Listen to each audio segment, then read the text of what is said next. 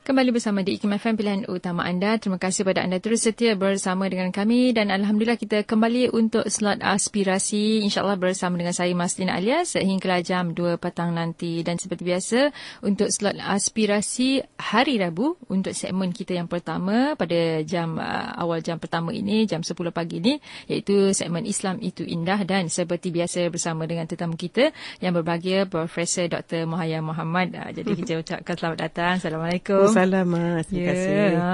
Seperti biasa ceria dan senyum sentiasa. Dan pendengar kita pun mesti dah tak sabar-sabar untuk bersama kita pada hari ini. Dan untuk makluman para pendengar, topik yang kita pilih pada hari ini iaitu celik mata riset minda orang yang tenang. Jadi siapa yang nak jadi orang tenang hari ini ataupun dia memang dah tenang hari ini, jadi ini sesuai sangat untuk anda. Jadi seperti biasa kami juga akan bukakan talian iaitu 0362051500 dan Facebook kami ikim.fm untuk anda yang nak bertanyakan soalan berkaitan dengan topik kita celik mata riset minda orang yang tenang. Jadi kita nak serahkan kepada Prof untuk mukadimahnya. Prof, silakan. Terima kasih. Assalamualaikum. Bismillahirrahmanirrahim. Saya pilih tajuk hari ini, Mas, tiba-tiba saya teringat. Sebenarnya kalau kita disoal oleh sesiapalah, apa pilihan anda? Yang pertama, anda mempunyai segala-galanya. Dari segi kewangan, kesihatan, keluarga, anak ramai, semua dapat. Satu, atau mendapat ketenangan dalam apa suasana, positif atau negatif. Kita nak yang mana? Kalau Mas nak yang mana, Mas? Mestilah yang positif. Ke? Maknanya yang Mas nak ada segala-galanya ataupun tenang tak kira apa yang kita ada. Mana kita nak yang tenang. Betul. Sebab kenapa manusia nak cari rumah, molek, isteri, semua nak pasal apa? Nak dapatkan emosi ketenangan. Betul. Pasal dari segi kita, dari segi Islam dia panggil ketenangan. Tapi kalau kita bercakap tentang spirituality yang bahasa Inggeris yang banyak orang yang bukan Islam cakap, dia kata emosi yang paling tinggi inner peace, ketenangan dalaman. Dan orang yang paling bebas ialah orang yang paling tenang dalam apa situasi. Jadi 3 benda kita nak dalam dunia: kebebasan, ketenangan dan kebahagiaan. Macam mana nak dapat dia? Beri pada orang.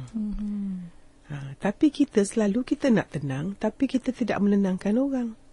Kita nak bahagia tapi kita tak bahagiakan orang.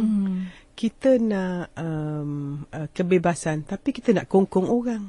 Sebab itu saya kata pagi-pagi saya beritahu diri saya juga, nak tahu kita punya level kat mana, tengok apa emosi masa kita bangun pagi.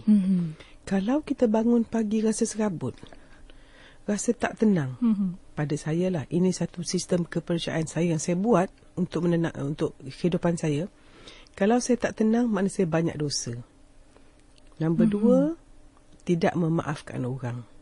Nombor 3, kita sangat ego. Pasal bila kita ego, sombong, tak akan tenang. Kalau tak buat tugas kita sebagai hamba Allah, sebagai khalifah Allah dan tidak mengimarahkan dunia ikut hukum Allah, kita sentiasa dalam kemurkaan Allah dan yang menggenggam hati kita, nurani jiwa sanabari Allah Subhanahu wa taala. Tidak ada benda berlaku di luar, ada rumah besar, kereta besar, pangkat, anak ramai, suami apa semua, tidak ada benda di luar boleh menentukan dalaman kita.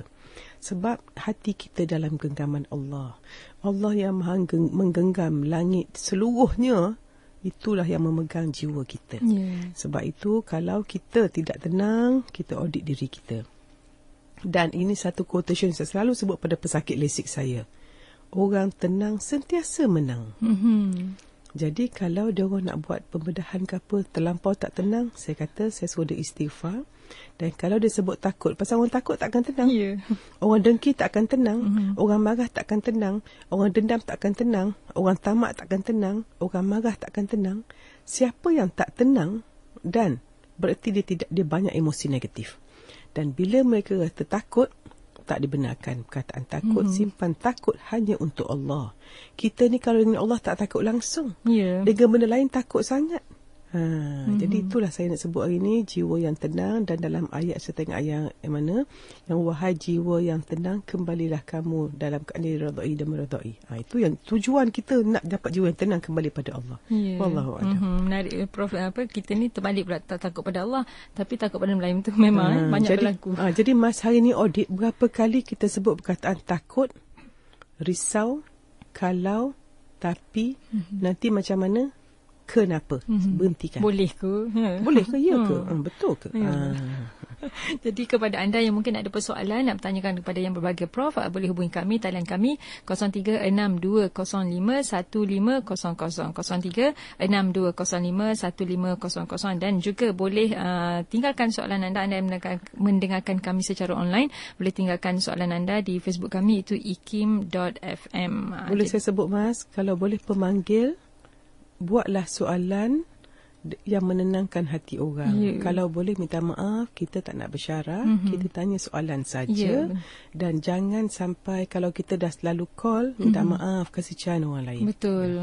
Dan kalau boleh tanya soalan tu yang berkaitan, dan jangan meluahkan terlalu banyak perasaan. Okey, kita memanggil. Hello, Assalamualaikum. Hello. Hello. Hello, ya, siapa di talian? Saya Hussein daripada Johor Bahru. Silakan Cik Hussein soalannya.